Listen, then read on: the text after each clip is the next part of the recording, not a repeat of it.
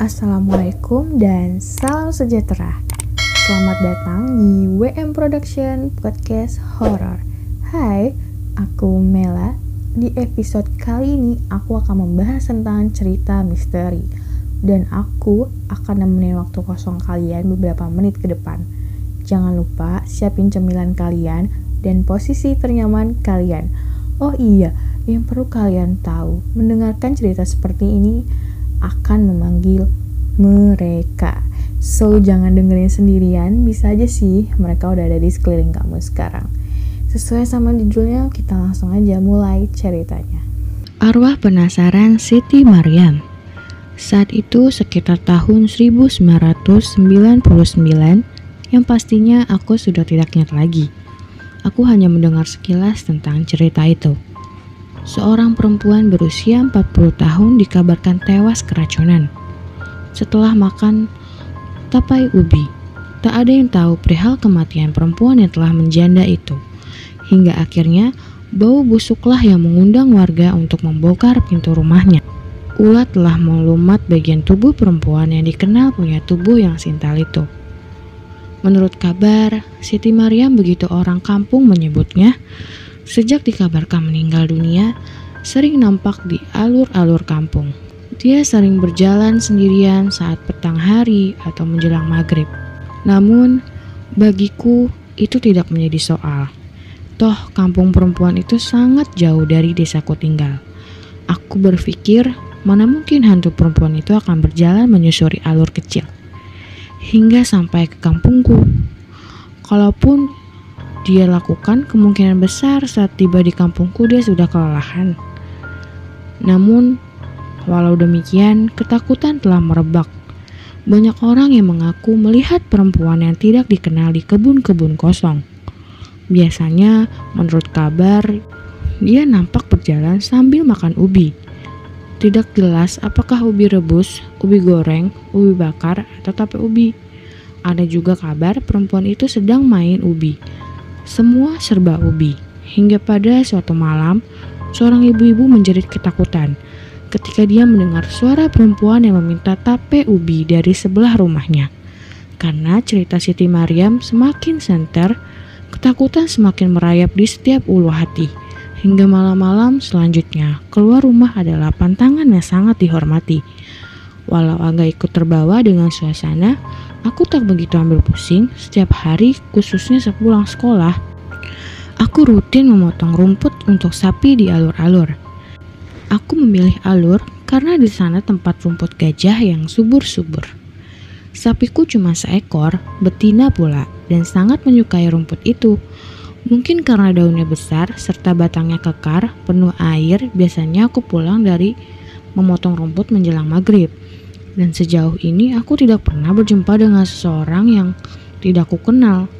Kami selalu bergerombol ketika mencari rumput. Hingga pada suatu sore, aku yang terlambat pulang sekolah terpaksa harus memotong rumput sendirian. Kawan-kawanku sudah duluan berangkat dan aku tidak tahu di mana posisi mereka. Memotong rumput, maklumlah saat itu HP belum ada, sehingga tidak bisa SMS atau telepon, apalagi Facebook dan email. Hari itu sejak siang langit telah mendung. Seperti biasa, setelah makan siang, aku bergegas mengambil arit dan segera berangkat. Setelah 1 jam jalan kaki, akhirnya aku tiba di pinggir alur. Di sana kulihat rumput lagi ranum-ranumnya. Aku segera memotong rumput itu. Namun hujan kemudian turun dengan derasnya. Ketika sedang asyik memotong rumput, tiba-tiba aku melihat seorang perempuan sedang berjalan dari arah hilir. Dia berjalan sambil menggendong barang, tak jelas barang apa. Sejenak tidak ada perasaan aneh. Namun setelah perempuan itu semakin dekat, aku baru sadar mengapa dia jalan lewat alur. Kenapa dia tidak menyusuri jalan kampung aja? Sungguh wajah perempuan ini asing bagiku. 3 perempuan itu sudah menjauh dariku kira-kira 25 langkah. Aku baru ingat cerita tentang Siti Maryam. Jantungku langsung berdegup kencang. Perasaan takut menyeruak ingin berlari, namun kaki terkunci. Keringat dingin pun keluar.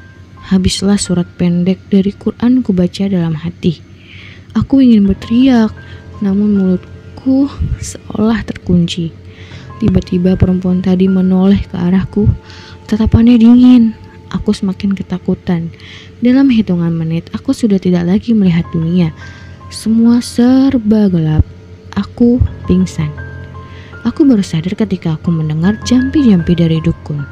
Ketika aku buka mata, kulihat orang sudah ramai di dekatku. Semua seperti cemas. Ibu langsung memelukku. "Ada apa ini, Bu?" tanyaku dengan suara lemah. "Tidak apa-apa, Pak Suman sedang menyemburmu. Katanya kamu kemasukan roh jahat," ujar ibu sambil membantuku duduk. Setelah yakin aku bisa bicara, maka aku mulai bercerita.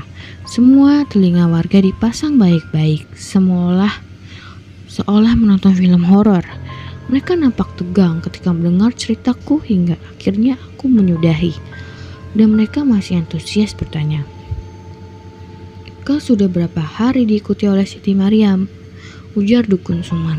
"Kenapa bisa?" aku bertanya dengan nada kaget. "Entahlah, mungkin kamu sebagai media bagi dirinya untuk menyampaikan sesuatu," ujarnya. "Apa maksud Bapak?" tanya penasaran.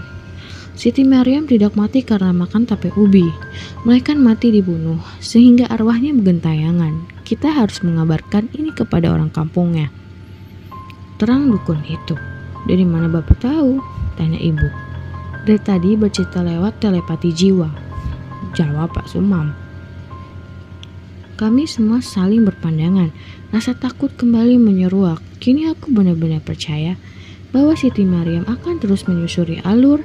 Lalu di manakah lokasi Siti dibunuh? Untuk saat ini hanya Pak Sumam yang tahu. Alur adalah selokan alami dibentuk oleh alam yang biasanya dialiri air, kadang-kadang menyerupai sungai kecil atau lebih kecil lagi. Bila musim kemarau, selokan itu kadang kering.